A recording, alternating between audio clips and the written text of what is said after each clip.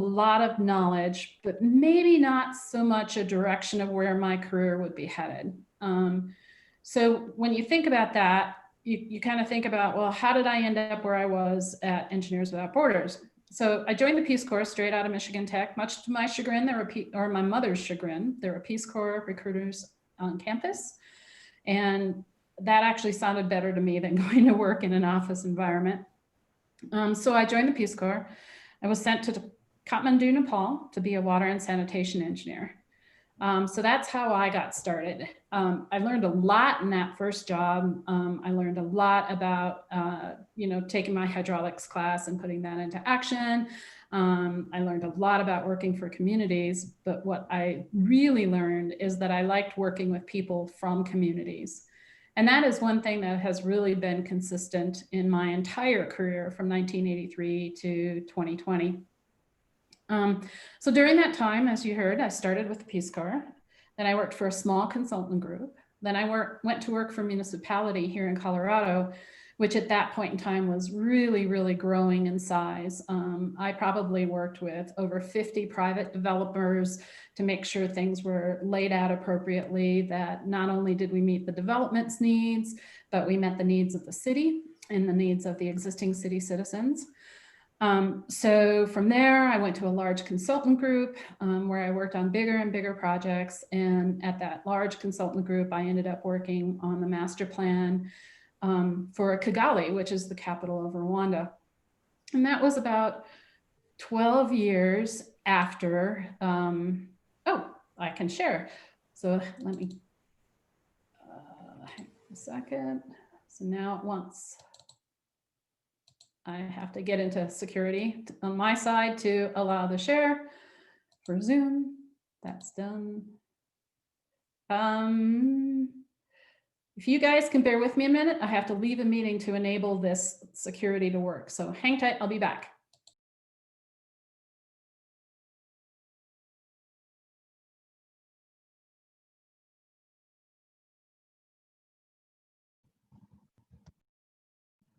When she gets back, we should also let her know that she should be able to screen share now. Oh, Catherine, I think you can also screen share now. It's telling me I can't. Okay. Even though I popped in and popped out. I'll try one more way. Nope. Oh, there, I am now the co-host. There we go. So.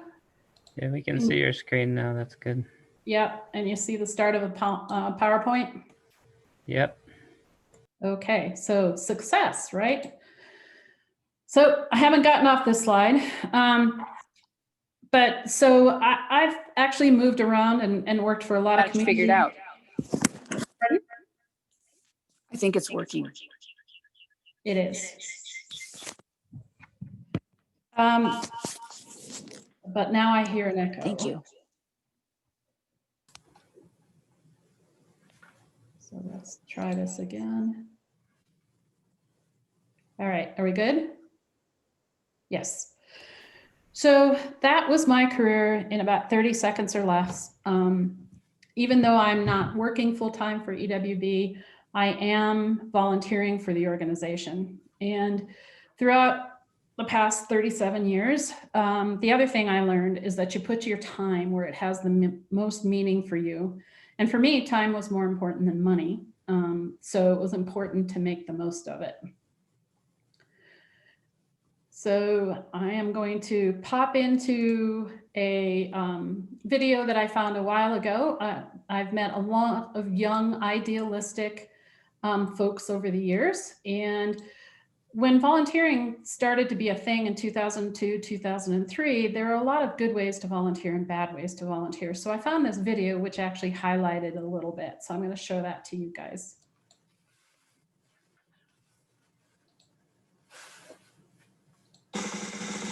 You are a good person. You spend time with your family.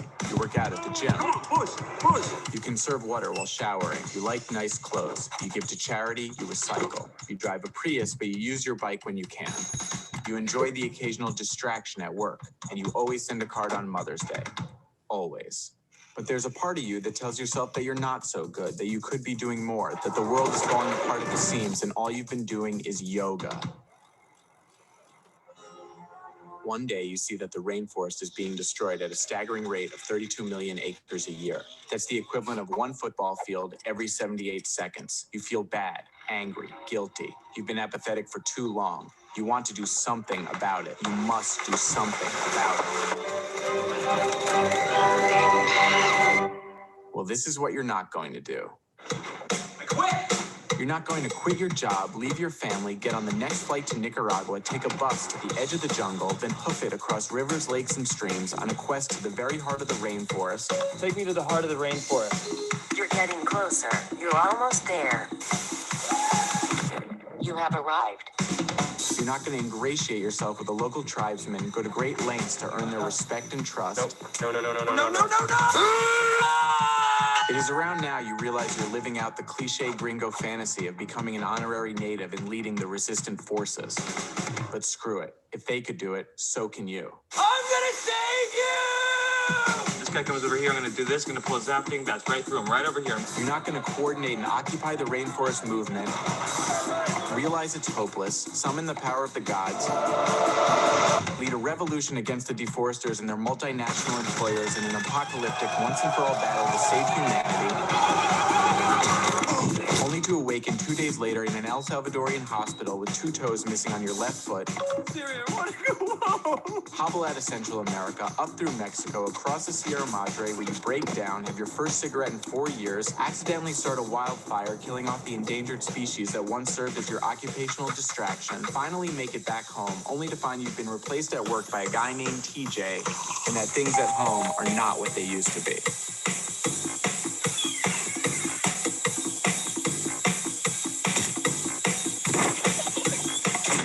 You're not going to do any of these things. So that YouTube, I think, is indicative of the way people thought about volunteering, 15, 20 years ago. You were going to save the world. And volunteers certainly can have a really, really large impact on the world, but done right. So that brings me to an organization that obviously means a lot to me. So Engineers Without Borders USA, you can see its mission statement there. I ran into the founder of the organization, Bernard Amadei, in 2003 as he was looking for professionals to work with him on this fledgling group. And although the mission has changed a bit over the years, this is what the organization does. So when I met Bernard over lunch, the mission resonated with me. And in the following 12 months, I agreed to be a mentor to his students, 12 of them, to accompany him to Mali, West Africa. Mali, West Africa is close up here to Mauritania, Niger. It's the country that owns Timbuktu. The capital is Bamako, and there's one paved road throughout the country, or was back then, that led from Bamako to Timbuktu. The place that we were volunteering at was close to this town named Ségou. And basically, if you went to Ségou and you hung a right into a farm field and went 4 hours over bumpy farm fields, sometimes a road, you got to Mali, West Africa. We had been introduced to this community as a drummer who came from it, was an international musician based in Boulder, and had contacted us for assistance. We spent a lot of time learning about the background and needs of the community, but all this would be verified once we got there. So this community was starting to be encroached upon by the Sahara Desert. And the village elders knew very well that they may have to move at some point in time, but they were trying to delay that for as long as they possibly could. So what they really needed was access to clean water. And when we got to the community, 3 wells that had been working in the 70s were not working at all. And to replace the innards of a well was about $12,000, which was really expensive for that community.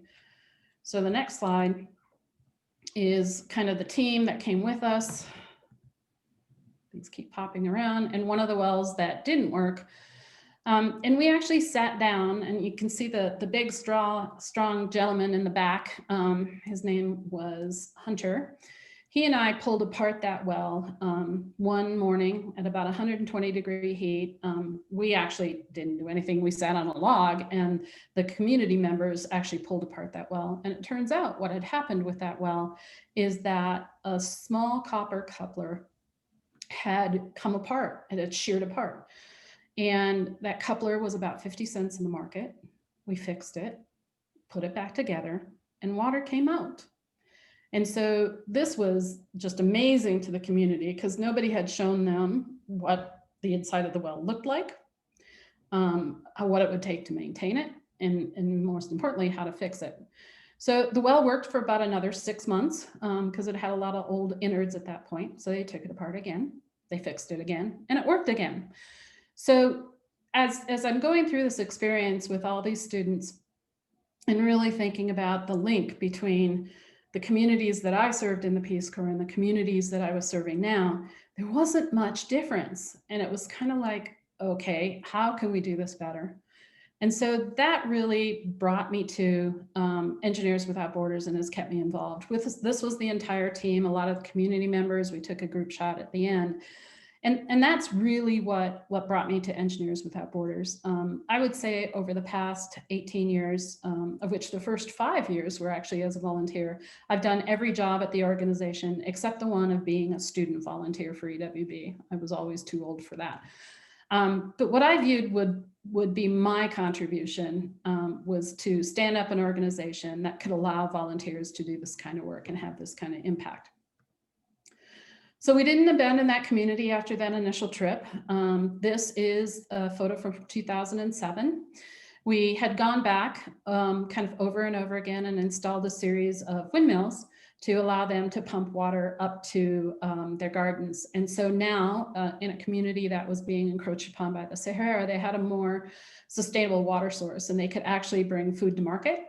They could have a better diet for themselves. And they could give themselves a better start when thinking about, what they wanted to do. So that's Futaka today, and they're still moving along quite fine, at least the last I heard. But back to Engineers Without Borders and kind of volunteerism.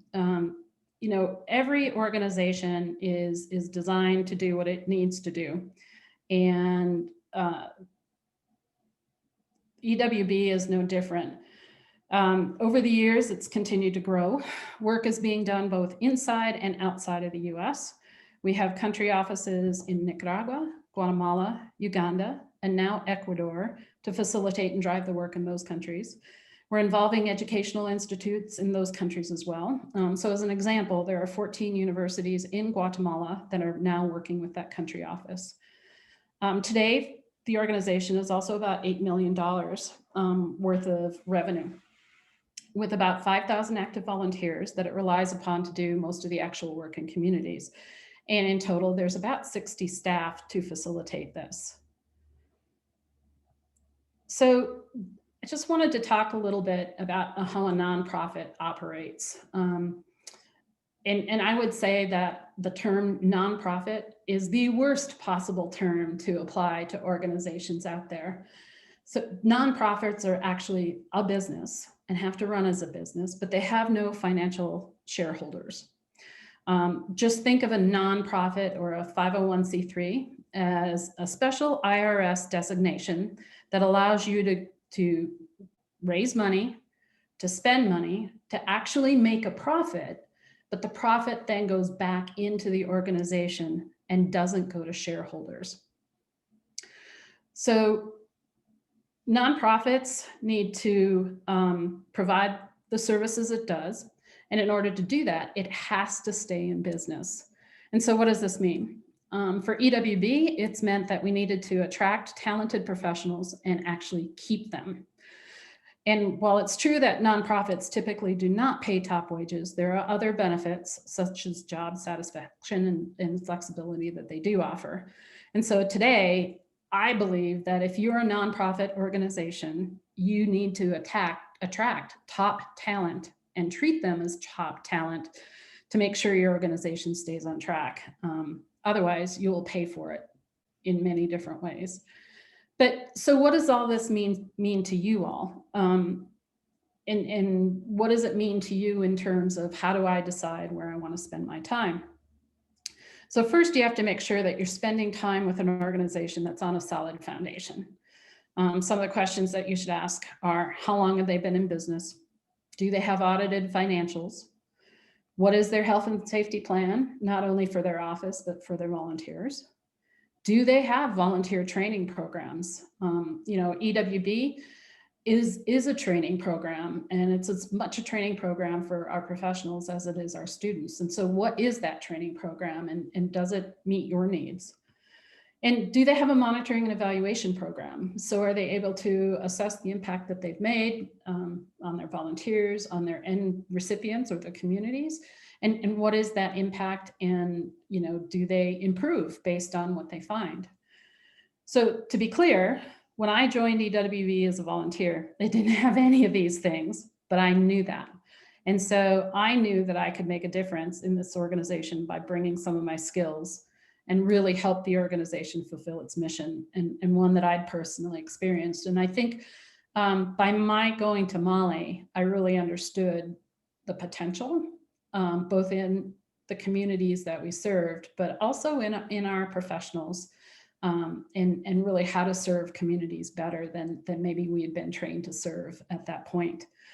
So when you're looking at who do you want to work with, asking questions are a great way for you to make an informed decision as to what to do with your time.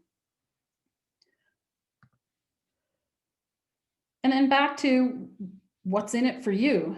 And that's a perfectly okay and perfectly good question to ask. I think you have to be honest about yourself, about why you want to volunteer. And there are many ways that you can gain from this experience, but you have to make sure that your gains are also a gain for the organization you volunteer with, and also for the end recipient, in our case, the communities that we go to. So let's talk a bit more about this. Within EWB specifically, typically you're creating engineering infrastructure. And that's not an easy thing that you show up for a day, do a task and leave, or it typically isn't. There are phases for those projects, and there can also be, over 10 people working on them at any one time. And all of those people working on the project at any one time typically don't get to travel, because we try and keep a small footprint in our communities because of the impact. So if a love of travel is really why you joined EWB, it may not be the organization for you. And in fact, we turned a lot of people away for that. They just wanted a travel assignment, and we didn't have the ability to do that. But there is a drawback within EWB, especially for students. So we run as a small consulting engineering firm, something that the majority of our students haven't had any experience with. That means that there is an engineering process for all the work. And unfortunately, that means reports and critique of those reports. So we've tried to minimize a lot of that and make it easy, but it's still something that has to happen. And it's something that might be really new to students or young professionals that are just getting into the working environment.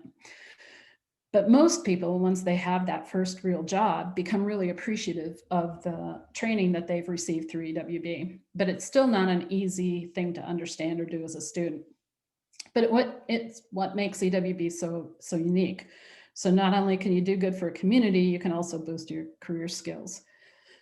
So as an example, I would say probably about 10 years back, we launched the requirement for everybody on a project to do a health and safety plan.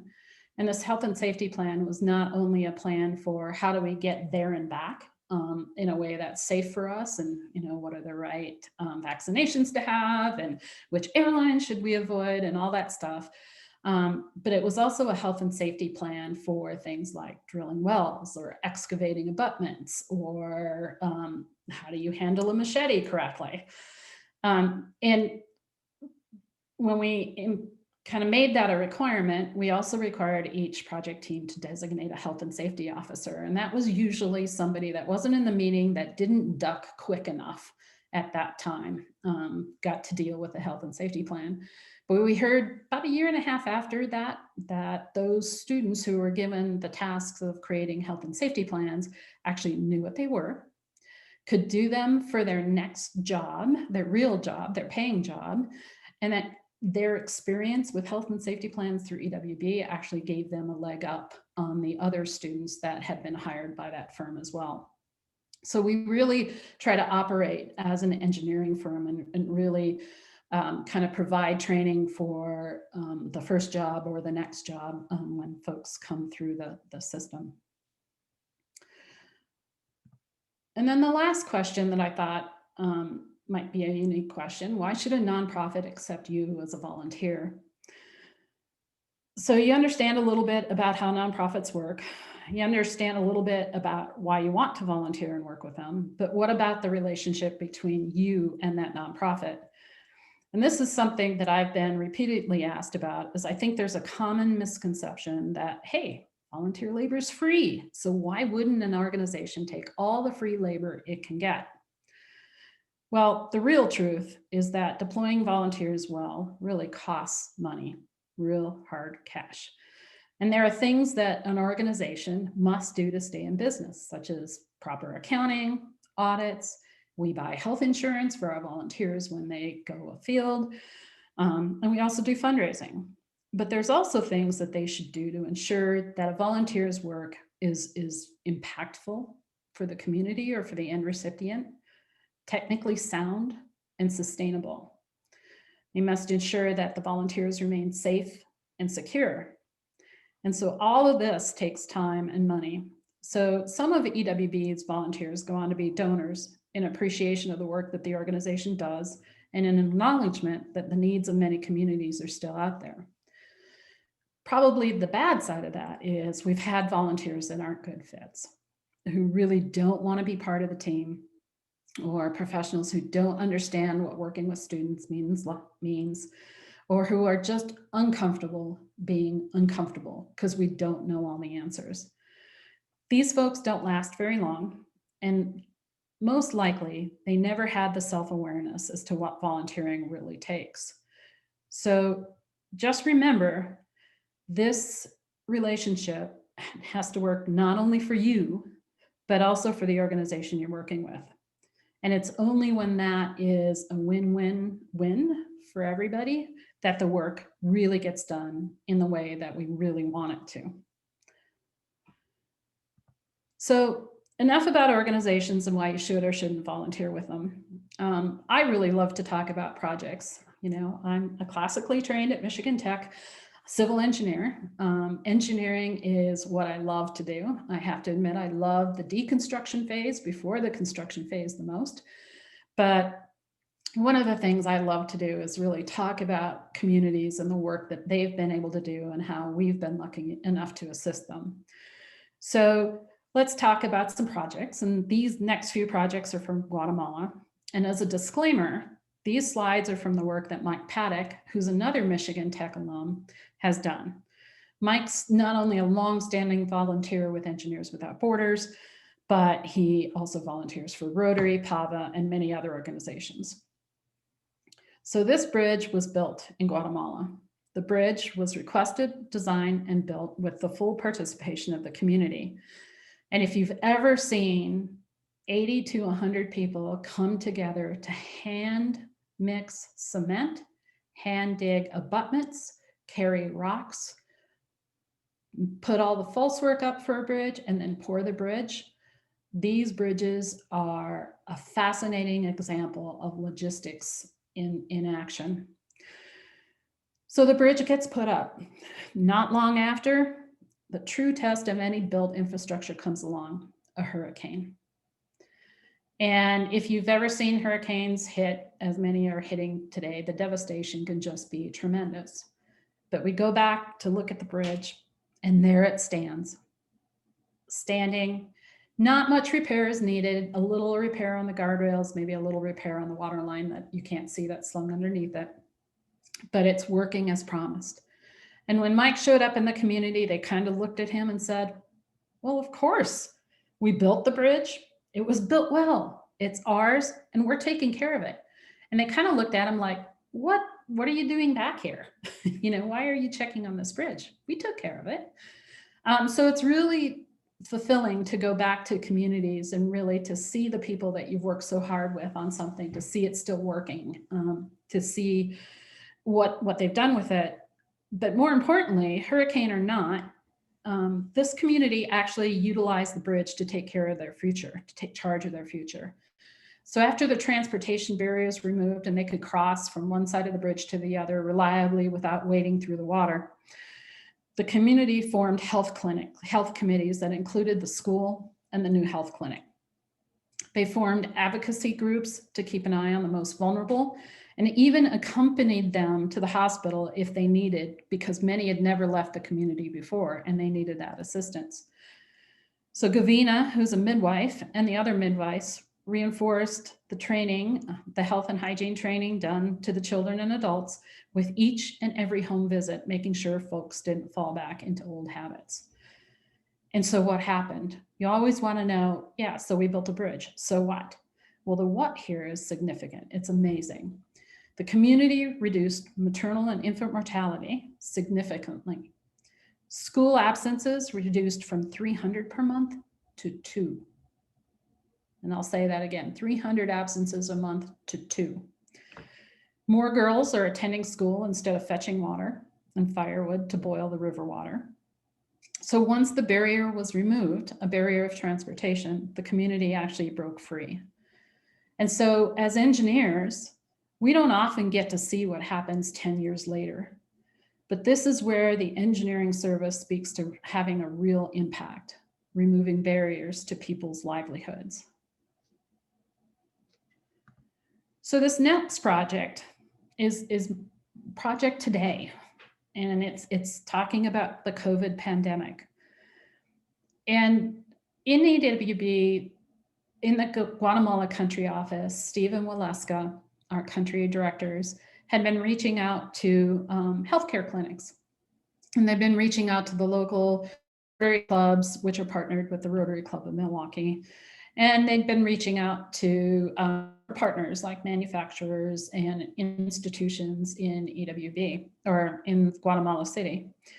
And so a large program was created, which was supported by Milwaukee EWBers, as well as others, to help hospitals prepare for the surge of COVID and to create PPE in Guatemala for the healthcare workers. So what you see here are 3 midwives. And the midwives in Guatemala are midlife, they're a vulnerable age, but they won't abandon their patients. Babies don't stop for the virus. They didn't, baby deliveries didn't hold while the virus infected people. And so we were involved in a partnership to create this PPE, masks, gowns, face shields, and we even went on to ventilators later to really address the COVID infection spreading in Guatemala. So we've been able to contact all 16 hospitals and work with those hospitals to really make a difference and get PPE out there. We had a wonderful donor that stepped up to the plate that contributed within 24 hours, $250,000 to make this happen. So we were able, due to our amazing volunteers, our donors, and our partners, pivot our work quickly and nimbly to do what needed to be done. And I think that speaks a lot for the relationships and partnerships that were put in place throughout all the past years. It usually this type of thing takes time, but we all pulled it off with the need within about 2 weeks to get this happen. So I want to give a shout out to all the volunteers in the Milwaukee area. They were biomedical engineers at the university that took this on and did an incredible job. Mike was a huge project manager in all of this, getting the right people to talk to the other right people. And then the Rotary Clubs of Milwaukee and the one in Guatemala, Julio Gracioso in particular, one of our board members down there, spent a lot of time on this. And again, it's, you go from building a bridge to doing PPE. So one of the things EWB can do and most organizations can do is pivot to be nimble. So I'd like to give a shout out to Mike. He wrote a book, Bridging Barriers, to really, and he really talks about in this book how one man's journey through volunteerism and with all the people that he met along the way really did help change a community. And I would say Mike has changed a few, maybe the country of Guatemala for the good with the work that he's done. So I just wanted to give him a shout out here, and this is how you can find the book. And you might have even heard from Mike earlier this year. So, well, I could tell stories for a day, and I love project stories. I'm not going to, but I would like to thank everyone for being interested in volunteering. Today, more than ever, we need people who can take action and make your community, your state, your country, or the globe a better place for everyone. So with that, I will stop sharing, and I'd love to answer questions or talk to you guys about what it means to be a volunteer or whatever's on your mind. Thanks, Leslie. I appreciate it. And I'm sure I speak for everybody in giving you a thunderous round of applause for taking your time and sharing your experiences. So yeah, Mike had come and talked to us the first session of the semester. So that was a good kind of piggybacking on that. What Yeah, are and you some brought other? my name a few times, so. Yeah. So if a student is maybe thinking about working with EWB, maybe a graduate student, maybe they're worried about money, maybe they're worried about how much time they can give to this. Can you speak to that a little bit, of the time commitment, or we have to pay our own travel? Would EWB help us? There's no kind of stipend probably for the volunteers. So just talk a little about the practical aspects. Sure. So if you're a student and you want to volunteer, the best way is to get involved in the chapter that's on campus. And really, I think you can, all organizations need not only cheerleaders, but they need doers, and then they need funders. And you can really choose which one you want to be, and that can change over the course of time. So, you know, it can be as easy as going to a chapter meeting once a month to figure out what they are, and then, you know, responding to a social media tweet or something during a fundraising campaign. That's probably the minimum touch that you can have. We do have people that come for the social component of EWB because we tend to be a pretty diverse group on campus. But then you can spend more and more time. Probably the one of most time-intensive jobs within a chapter is to be a project lead for one of these projects out here. And that means that you're taking the responsibility to ensure a project gets done for a community, and you're going to project manage that project over the course of a year or 2 years. And it could include making sure the fundraising is getting done, to making sure that whatever engineering technology, the bridge design, the water design, whatever it is, gets done as well. And I would say those project leads probably spend a minimum of 4 hours a week on that type of thing. Certainly, if you're taking responsibility for one part of the technology and you're reporting to that project lead, the time responsibility goes down. If you're a traveling member of that team and it all and you can travel after doing the design component, then of course you've got the time in country as well. So time wise, you know, it's really kind of up to you and what the chapter needs. Financially is a different story. So prior to COVID, we were starting to cost share a bit better with our chapters, where we would provide up to 15 or 20% of the costs.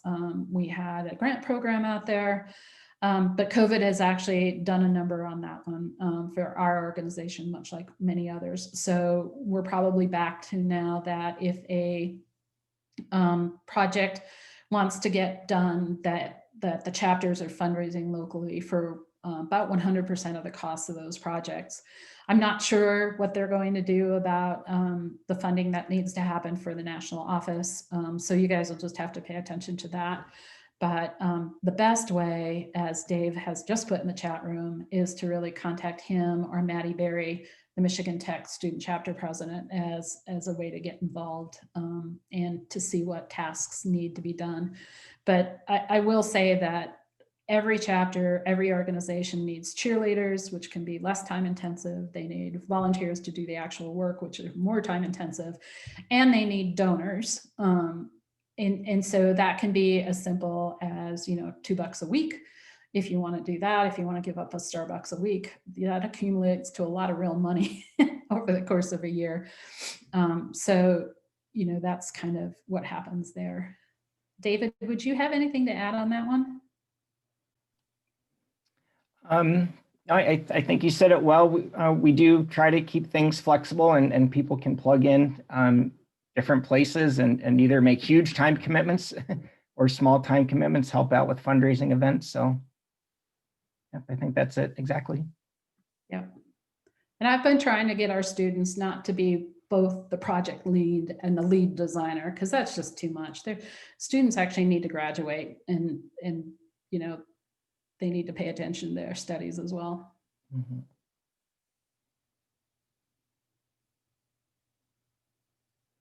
Anybody else have any questions or comments, or has anyone else had volunteer experiences they want to talk about?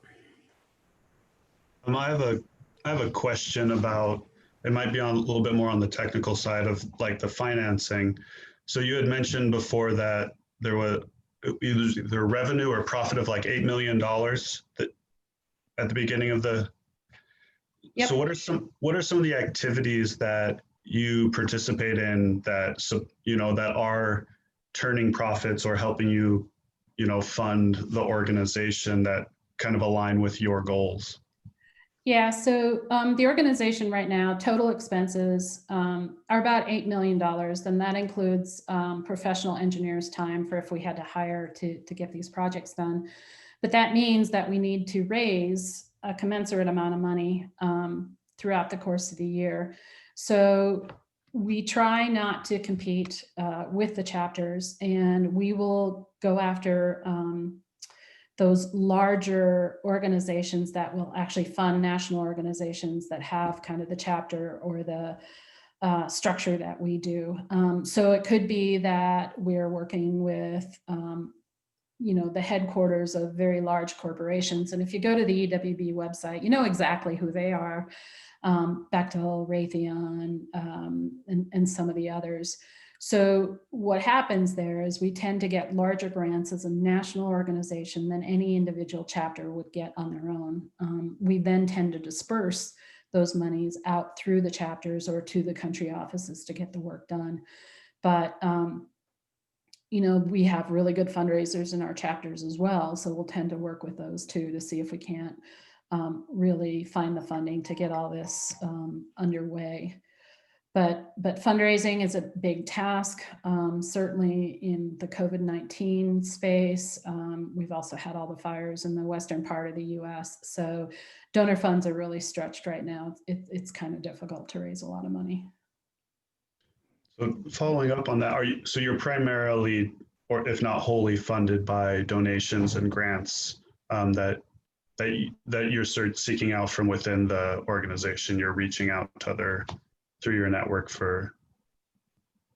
Yep. So the headquarters organization is mainly funded the way I talked about. The chapters themselves doing the work, they have a whole series of fundraising efforts that they do locally.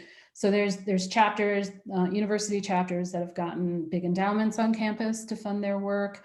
They hold the bake sales, Christmas presents a lot, or EWB plane tickets for some of our chapters. I think David could probably tell you more than I could about the things that they do on campus. But over time, what we hope will happen is that we come together as kind of the same organization, and we really are able to leverage the funds that are out there in a much greater way than any of us can do individually. Thank you. Yeah, funding is always a tough one. How about professors? Can professors plug in too, or is there a place for that, or it's not really a research thing? But yeah, go ahead. Sorry. No, you're fine. Yeah, no, thank you.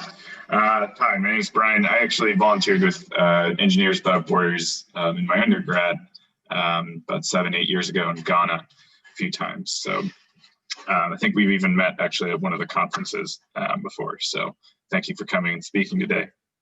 But yeah, I am also a former Peace Corps volunteer, and one thing that we talked about recently in Peace Corps has been the benefits between, volunteering, the benefits for volunteers and the benefits for host country nationals and communities.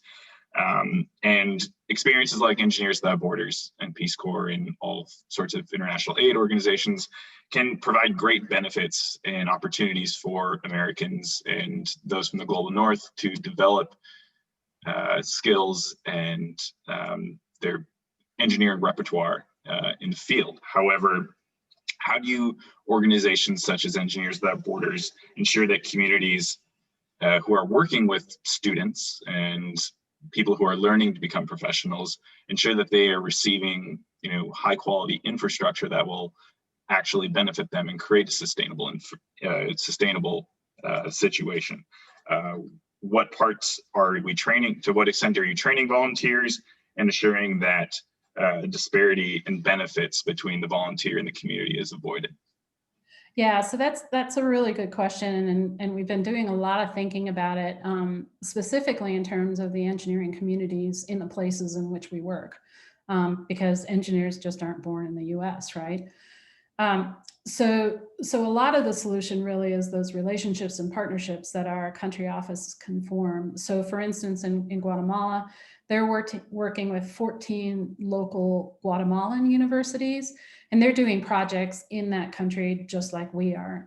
So we really try and build those relationships to make sure that we're providing teaching or training if we're doing a technology that they're maybe not too familiar with. In Guatemala, they don't do a lot of big wastewater treatment in Guatemala, so we're bringing some of that to the table.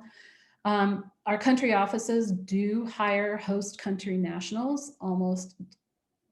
I can only think of one person that's not, and he's a Guatemalan citizen now and has been there for 30 years at least. So we really try and balance kind of the gain for the US-based students versus the gain for the students that are Guatemalan, Nicaraguan, or Ugandan. And we do it through employment, we do it through partnering, we provide internships in those offices for host country national students. And then if, for instance, we're asked to design, as an example, in Guatemala, a wastewater treatment plant, we will partner with a university or partner with local engineers to co-design it and bring those skills into Guatemala themselves. We don't want to take away anybody else's job. It's not the goal of EWB-USA to become a large contracting firm in any other of these countries, but we really believe that capacity building or capacity support is one of our key roles. And so you'll see in our mission statement, we've gone away from transforming US students to really transforming engineering education wherever it can be found. Because that's a big need that's out there. So did that answer your question fully, or did I miss kind of the point? No, I think capacity building is definitely one of the largest goals I think that we shoot for in international development. So it's encouraging to hear that you guys engage in that. Yeah, I guess just as a follow-up to that, in your PMEL processes, are you guys looking at kind of almost like a meta-analysis of the success failure rates of certain projects over the years and making sure that, when you do come back to community and are starting new 6-year programs that, we're learning from previous mistakes? Absolutely. So since we started that program, which is planning, monitoring, evaluation, and learning, for those of you that don't know what PMEL is, which is half the world, we look where we have country offices, we can look at a lot of our projects every year, and we actually do change our guidelines or our educational resources to accommodate those lessons learned and to really keep continuous improvement going. You know, within EWB, we pride ourselves on that. I think our volunteers are sometimes frustrated that things may change every now and then, but that's just part of what needs to happen. I will say that when you talk about how, I think somebody asked how professors or professionals could get involved, EWB is doing more than those chapter 6-year projects these days. We actually have 2 other programs. So one program is called our Engineering Service Corps, which is where we deploy individuals with partners that need our assistance and kind of think the same way. And a great example of that, and a great example of what you were talking about with capacity building, is working with the UN after hurricanes. A couple of years ago, we all know the hurricanes that hit Dominica. The UN came to us and said, we need 80 structural engineers because all the structures on this island were impacted. We kind of said 80 structural engineers for a small island is a little much. So we sent 2. And those 2 engineers happened to decided to seek out the local engineering and contracting community. And they went back to the UN and said, there's a lot of capable people here on Dominica. They might not know what to do because we haven't had a hurricane this big, but let's work with them. And so over the course of time, some training was done as to how to assess structures. The Dominican folks were the majority of the workforce to go out and do the structural assessments. They were then instrumental in finding out what things could be done or had to be done to the buildings that were able to stand up. And then they created technical assistance centers across the islands, which the Dominican staff to really help people rebuild.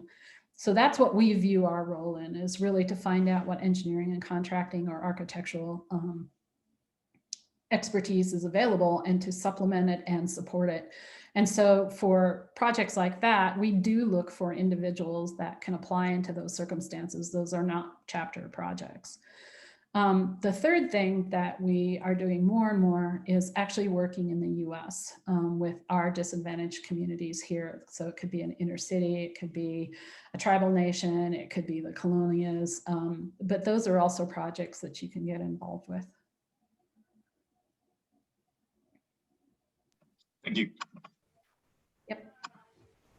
All right, well, we're over our time. Any last questions before we say goodbye, or? Well, there was one from Emily about how we invest fundraising dollars into host country engineering training. And honestly, I don't know the answer for that because it's all embedded into the project cost. So we've never broken it down. So sorry, Emily, I can't answer that one. Maybe a quick, you alluded to this, Cathy, but it's interesting now with the country offices set up and of course with travel restrictions. But I heard a new term recently called remote implementation. And so I'm curious how that maybe could help broaden the reach and maybe also reduce the need for greenhouse gas emitting travel. Absolutely. So remote implementation is finding a way to get the project accomplished, even though we can't put feet on the ground. And it's more successful, or it's the most successful where we have country offices. So the chapter still does the design. The chapter still interacts virtually with both our country office and the community because people are more and more connected now than ever. They do create the design, and then our country office will actually work with the community and the local contracting community to build it. And then our country office will do the monitoring and evaluation. And so that has been happening since we shut down travel in January due to COVID. I see that as a way to continue the work that we do, given all the safety and security issues out in the world today. But I also see that as a way maybe to make more impact, deeper impact, where we have those country offices that can do that, because there's not all the back and forth, and it eliminates sometimes the timing delays that we see on the designs. Yeah, I've been thinking about how to give the students, at least some of that intercultural experience without getting to travel, although of course they really like the travel experience too. So absolutely, it's a fine balance. As I said, it needs to be a win for everybody for this actually to be pulled off well, and for everybody to get the sense of ownership that they want in the projects. And in the work that they're doing. So I'm not sure we have that balance yet. I'm not sure we're going to find that balance till maybe COVID slacks off a little bit. But it is a way that we've been able to continue to make an impact in the communities that we've all grown to know and love.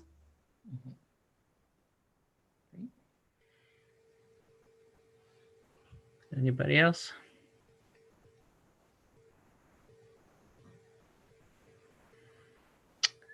All right, well, thank you again, Leslie. We really super duper appreciate it, and an inspiring talk. Made us all think about what life's about and where we should focus our time. So with that, I'll say goodbye to everybody, and thanks again for coming. Thank you. And Yeah. thanks to everybody for listening. Sure. Great. Yeah, thank you, Kathy. Yep. Thanks, David. Good to see you. Glad to hear you're still volunteering with the organization. Oh, they haven't dumped me yet. Great. All right. I'll leave you guys. Okay. Great. All right. Bye, everybody. Take care. Bye. Yeah.